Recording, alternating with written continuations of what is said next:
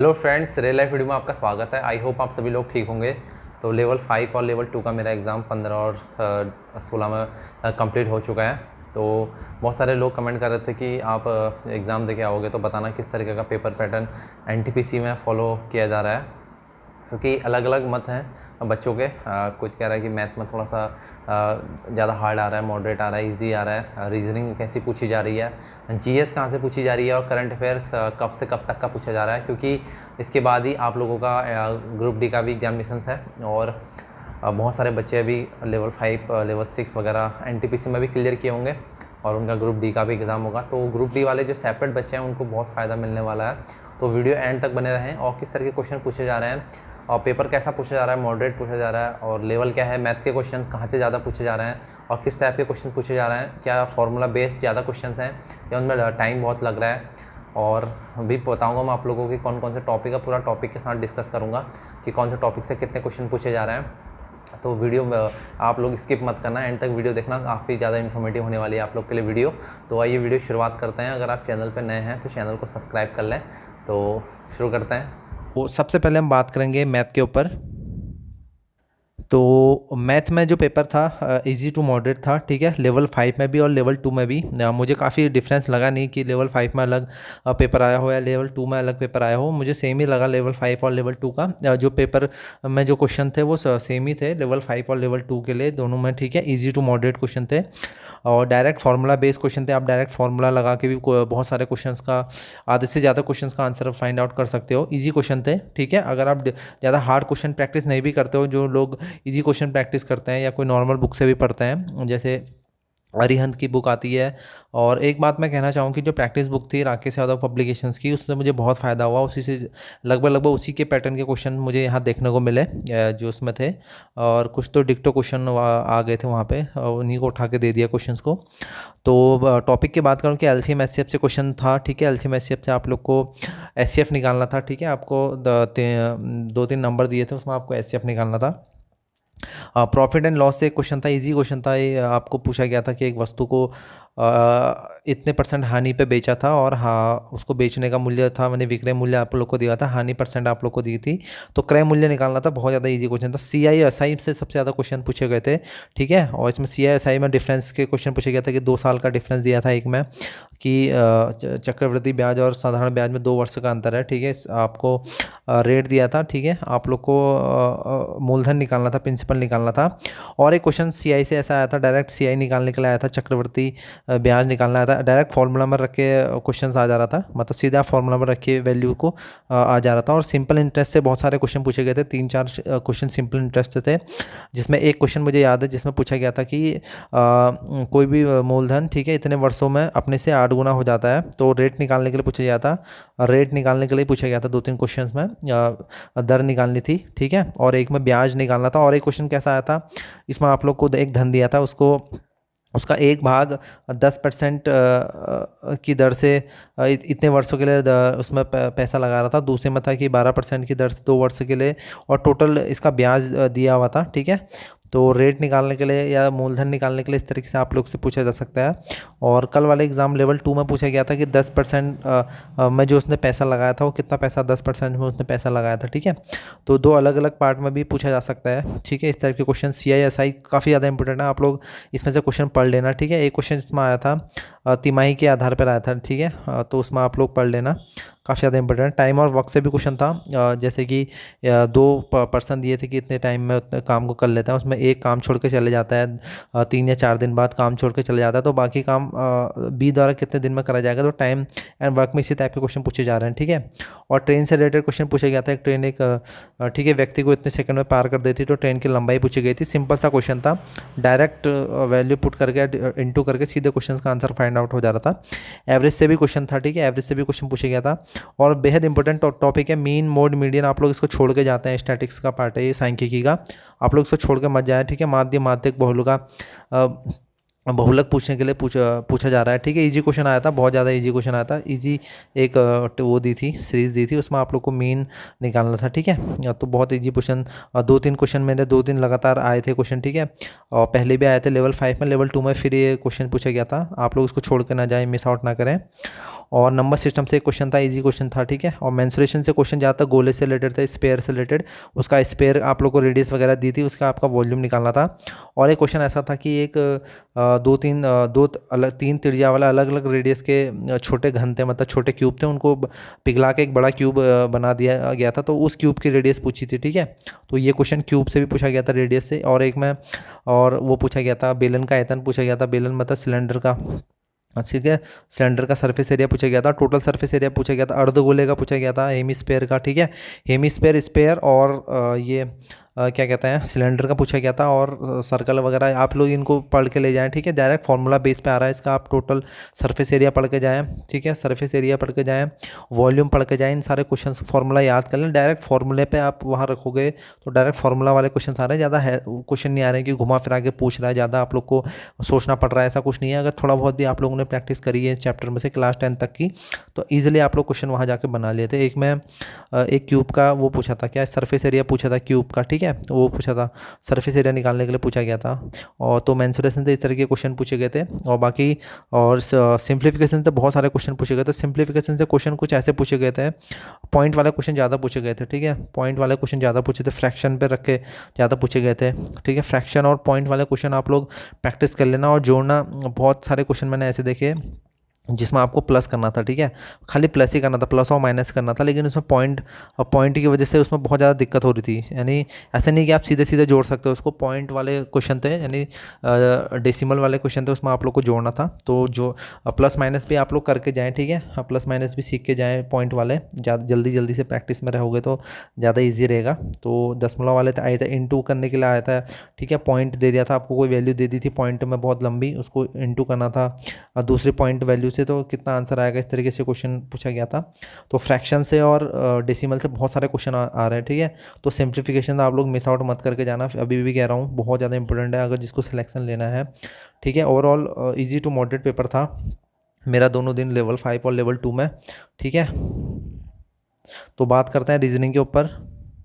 तो रीजनिंग में इजी भी क्वेश्चन थे, मॉडरेट लेवल के क्वेश्चन भी थे, हाई लेवल के क्वेश्चन भी, तीनों देखने को मिले। सबसे ज़्यादा बेड़ा गर्क करा सीटिंग अरेंजमेंट वाले क्वेश्चन ने, सबसे ज़्यादा टाइम टेकिंग क्वेश्चन, और सबसे ज़्यादा कह सकते हैं कि अनसॉल्व क्वेश्चन। मतलब आप टाइम भी दे दोगे तो अगर आप प्रैक्टिस में नहीं हो, जो कहते हैं ना बैंकिंग टाइप क्वेश्चन होते हैं, वही क्वेश्चन दिए थे। लंबे लंबे पैराग्राफ थे, उसको पढ़ना था, फिर जाके उसका क्वेश्चन आंसर देना था, और फिर आंसर भी नहीं निकला था बहुतों में।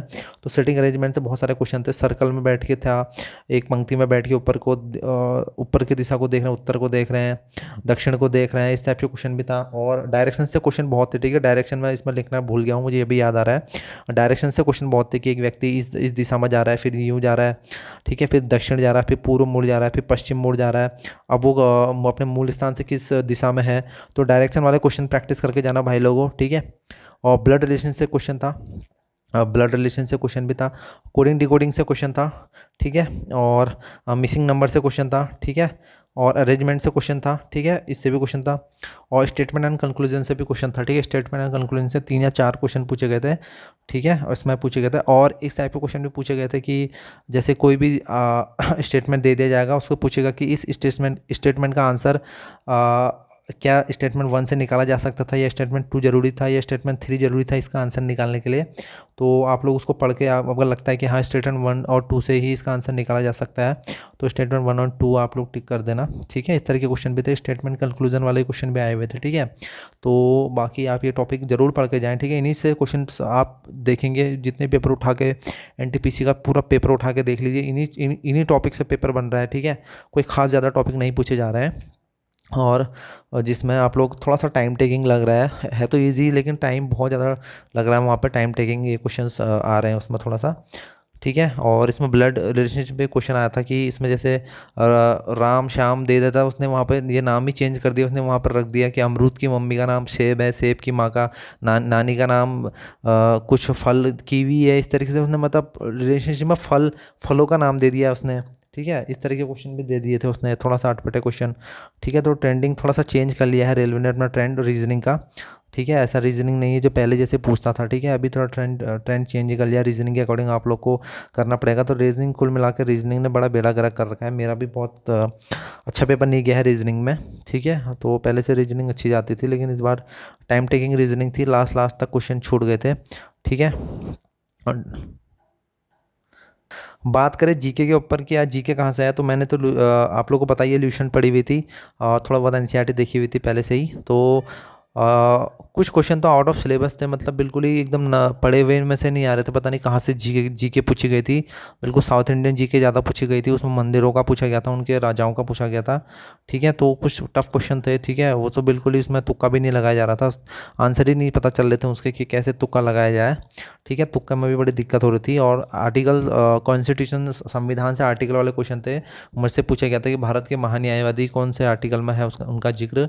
और एक उच्च न्यायालय का पूछा गया था, उच्च न्यायालय कौन से उसमें है आर्टिकल में पूछा गया था, ठीक है। और एक मौलिक अधिकार से क्वेश्चन पूछा गया था। मौलिक अधिकारों को आप लोग अच्छे से पढ़ के जाना, ठीक है। तो ये क्वेश्चन पूछे गए थे। और इकोनॉमिक्स से भी 2-3 क्वेश्चन थे यार। इकोनॉमिक्स में भी 2-3 क्वेश्चन थोड़ा सा इजी क्वेश्चन तो नहीं था, हार्ड क्वेश्चन थे। लेवल 2 में ज़्यादा हार्ड क्वेश्चन पूछे गए थे जीएस में, और लेवल 5 के अकॉर्डिंग, ठीक है। तो लेवल 2 में काफ़ी ज़्यादा हार्ड क्वेश्चन पूछे गए थे। और उसमें थोड़ा सा घुमा के क्वेश्चन पूछा गया था, थोड़ा बाहर से ही पूछी गई थी इकोनॉमिक्स। और भूगोल में जो था, ज्योग्राफी में क्वेश्चन नदियों से पूछे गए थे। सिंधु की सहायक नदी पूछी गई थी, और एक बंदरगाह पूछा गया था साउथ में, सबसे दक्षिण में कौन सा बंदरगाह है, इस तरीके से क्वेश्चन थोड़ा सा घुमा के पूछा गया था। और कॉन्स्टिट्यूशन में मुझे याद है कि भारत के पूछा गया था कि सबसे लंबे समय तक महान्यायवादी का कार्यकाल कौन था, किसका कार्यकाल सबसे लंबे समय तक रहा, महान्यायवादी यानी अटॉर्नी जनरल। तो 4 ऑप्शन दिए थे उसमें, ऑप्शन दिए थे। तो उसमें इतना तो ज़्यादा डीप ज़्यादा पता नहीं था अर्थ उसमें संविधान में। तो जीके ओवरऑल मिला के मॉडरेट टू हाई थी, इजी जीके नहीं कह सकते हैं। इतिहास में मुगल से पूछा गया था, 2-3 लगातार सेम क्वेश्चन में से पूछा गया था, ठीक है। रजिया सुल्तान के बारे में पूछा गया था, लेवल 5 में भी उसी के बारे में पूछा गया था कि रजिया सुल्तान इल्तुतमिश के बाद कौन गद्दी पे बैठा, ठीक है। तो कौन डेट पूछी गई थी। और दूसरे दिन लेवल 2 में भी सेम क्वेश्चन की इसका इसका कार्यकाल पूछ लिया था, ठीक है। 1236 वाला रजिया सुल्तान का, ठीक है, कौन सी महिला, इस तरीके से क्वेश्चन, ये सेम क्वेश्चन पूछ लिया 2 दिन। तो बाकी उससे कोई क्वेश्चन नहीं पूछा गया था। कहाँ से, भारतीय आंदोलन से कोई क्वेश्चन नहीं पूछा गया था, गांधी वगैरह से यहाँ से कोई क्वेश्चन नहीं पूछा गया था। तो क्वेश्चन बहुत सिलेक्टिव पूछे जा रहे हैं जीके में, बहुत ज़्यादा सोच समझ के जीके दी जा रही है, ठीक है। इजी तो नहीं है, हार्ड ही है जीके, ठीक है। तो जीके में भी कोई खास मेरा ऐसा गया नहीं है पेपर। और जहाँ तक साइंस की बात करें, साइंस में 2 क्वेश्चन, बड़ी मुश्किल से 2 क्वेश्चन मिले थे साइंस में, ठीक है। वो ठीक ठाक ही क्वेश्चन थे, इजी क्वेश्चन थे साइंस के। तो ज़्यादा सा साइंस देखने को नहीं मिली कि बहुत ज़्यादा साइंस आप लोग को देखने को मिलेगी, तो साइंस आप लोग को देखने को नहीं मिलेगी। किसी शिफ्ट में हो सकता है 2 से ज़्यादा क्वेश्चन दिए हों, लेकिन मेरे वाले दोनों शिफ्ट में 2-3 क्वेश्चन से ज़्यादा क्वेश्चन नहीं थे साइंस के। और बात करें सबसे बड़े फैक्टर की बात करें, करंट अफेयर्स, जिसमें ज़्यादातर मुझे मैसेज आ रहे हैं, तो करंट अफेयर्स भी मॉडरेट टू हाई थी, ठीक है। इजी करंट अफेयर्स नहीं थी, ठीक है। जुलाई से दिसंबर 2021 के बीच में पूछी गई थी। एक आध क्वेश्चन जनवरी 2022 शुरू का था, जिसमें अवार्ड से क्वेश्चन पूछे गए थे। अवार्ड में भी ऐसे लोगों को पूछा गया था जो शायद ही नाम नहीं सुना था। बहुत सारे एनजीओ के बारे में पूछा गया था। मतलब कुल मिला के करंट अफेयर्स भी हार्ड ही पूछी गई थी, ठीक है। इजी करंट अफेयर्स नहीं पूछी गई थी जो नॉर्मली हम पढ़ते हैं। स्पोर्ट्स से क्वेश्चन पूछे गए थे, जैसे ऐसा नहीं पूछा गया था कि डायरेक्ट कौन जीता है, तो जैसे पूछा गया था कि किस देश से जीता है, ठीक है, किस देश को हराया। नियुक्तियां पूछी गई थी, ठीक है। नियुक्तियों में वह अर्धसैनिक बलों की नियुक्तियां पूछी गई थी। तो ये भी मुझे थोड़ा सा हार्ड ही लगा, क्योंकि मैंने इतने ज़्यादा करंट अफेयर्स डीप तरीके से देख के गया नहीं था। ओलंपिक और पैरा ओलंपिक आप लोग ज़रूर पढ़ लें, ओलंपिक से क्वेश्चन पूछे जा रहे हैं, ठीक है। ओलंपिक से हो गया, भारत रत्न हो गया, पद्मश्री, और जितने पद्म अवार्ड होते हैं ये पूछा जा रहा है, ठीक है। तो कुल मिला के करंट अफेयर्स का सेक्शन भी हार्ड सेक्शन था, ठीक है। यहाँ से भी कोई ओवरऑल कोई ज़्यादा ऐसे गेनिंग मैं कर नहीं पाया, बहुत ज़्यादा स्कोर किया, हाँ बहुत ज़्यादा स्कोर किया। तो तुक्के वगैरह तो लगाए इसमें भी, लेकिन टोटल मिला के 103 क्वेश्चन अटैम्प्ट किए विद तुक्के। तुक्के भी इसमें बहुत सारे थे, तो 103 क्वेश्चन विद तुक्के किए, 17 क्वेश्चन फिर भी छूट गए। यानी क्वेश्चंस टाइम टेकिंग बहुत थे रीजनिंग की वजह से, पीछे तक क्वेश्चन बहुत इजी क्वेश्चन थे, तो वहाँ तक मैं पहुँच ही नहीं पाया, ठीक है। तो एक क्वेश्चन मैथ में मेरे को याद है, वहाँ से पूछा गया था हाइट एंड डिस्टेंस से, ठीक है। उसमें एक हवाई जहाज़ पूछा गया था कि उसका 2 एंगल दिए थे, ठीक है, एंगल ऑफ एलिवेशन दिए थे, तो पूछा गया था उसने कितनी दूरी तय की। वो क्वेश्चन मुझे आता था लेकिन मेरे पास टाइम ही नहीं था, बिल्कुल 10 या 12 सेकंड थे और टाइम मेरा मिस आउट हो गया था। तो लास्ट में बहुत सारे इजी क्वेश्चन थे, तो आप लोग ऐसी गलती मत करना भाई, ठीक है। शुरू से लेकर एंड तक उन्हीं क्वेश्चंस को ज़्यादा फोकस करना जो आप लोग को आते हैं। जो नहीं आता है उन पर टाइम वेस्ट मत करना, उसको छोड़ देना, ठीक है। जो क्वेश्चन आता है, अगर आपके 70 क्वेश्चन भी सही बन जाएंगे तो कोई दिक्कत नहीं है। आप अगर टाइम बचेगा तो उन क्वेश्चंस को फिर देख लेना बाद में, तो जो बनते हैं वो बना लेना, क्योंकि बहुत सारे इजी क्वेश्चन इन्हीं कारणों से मेरे छूट गए थे पीछे। तो काफ़ी मलाल रहा मुझे रीजनिंग की वजह से। इस सिटिंग अरेंजमेंट का फैक्टर सबसे ज़्यादा टफ लगा, ठीक है, क्योंकि ऐसा क्वेश्चन रेलवे कम ही देता था सिटिंग अरेंजमेंट के, ठीक है। तो ये थोड़ा बैंकिंग वगैरह का ही टॉपिक है ज़्यादा। तो ओवरऑल पेपर मैंने जो पता किया बच्चों से, तो 70-80 एवरेज अटैम्प्ट थे, ठीक है। एवरेज अटैम्प्ट 70-80 थे बच्चों के, ठीक है, लगभग सभी के। और सबका एक ही ज़्यादातर कहना है कि जो पूछे गए हैं क्वेश्चंस, ठीक है, मैथ वगैरह तो नहीं कह रहा हूँ, जीके वगैरह में, रीजनिंग में, ठीक है, बाहर से ही पूछा जा रहा है, ठीक है। थोड़ा सा आउट ऑफ सिलेबस ही कह सकते हैं, जैसे जैसे रेलवे अकॉर्डिंग पेपर करवाता था उससे थोड़ा सा हट के पूछा जा रहा है। बाकी बच्चे आप लोग को बहुत सारे बच्चे कहेंगे कि नहीं ऐसा नहीं है, तो आप लोग देख लीजिए पेपर वगैरह। थोड़ा सा करंट अफेयर्स वाला सेक्शन जैसे इससे पहले पूछा गया था, मुझे लगा थोड़ा सा इन्वायरमेंट से रिलेटेड क्वेश्चन पूछेगा। इन्वायरमेंट से एक क्वेश्चन पूछा गया था साइंस में, ठीक है, कि ओजोन परत वाला पूछा गया। तो ओजोन परत कहाँ कहाँ पर है, ठीक है, कौन से मंडल में है, इस तरीके से क्वेश्चन पूछा गया था साइंस में। तो छोटे छोटे क्वेश्चन, कुछ क्वेश्चन ईजी भी थे, ठीक है, और कुछ क्वेश्चन एक थोड़ा सा हार्ड भी थे, ठीक है। तो ओवरऑल मेरा एक्सपीरियंस आप लोग को बताऊं पेपर का कुछ खास अच्छा रहा नहीं है, ठीक है। तो देखते हैं क्या होता है, 50-50 चांसेस हैं, होने ना होने के, कट ऑफ डिपेंड करेगा कि होगा या नहीं होगा, ठीक है। तो ज़्यादा टाइम भी नहीं मिल पाया पढ़ने को, और ओवरऑल जो पेपर था जिस जैसा रेलवे दे रहा है उसके अकॉर्डिंग थोड़ा सा टफ था। तो बाकी आप लोग इन टॉपिक्स को ज़रूर देख के जाएं एग्जाम से पहले, ठीक है। घबराएं नहीं, जिन बच्चों के मैथ कमज़ोर है, ऐसा कुछ नहीं आ रहा मैथ में ज़्यादा हुआ, मैथ नहीं पूछी जा रही है, ठीक है। फॉर्मूले वगैरह आप लोग याद कर लें। तो कोई भी आप लोग के इस टॉपिक से रिलेटेड कोई भी क्वेश्चन हो या कोई भी कमेंट हो तो आप ज़रूर करें, ठीक है। क्वेरीज हो तो कमेंट ज़रूर करें। तो मिलते हैं आप लोग से नेक्स्ट किसी ऐसी इन्फॉर्मेटिव वीडियो पे। Thank you.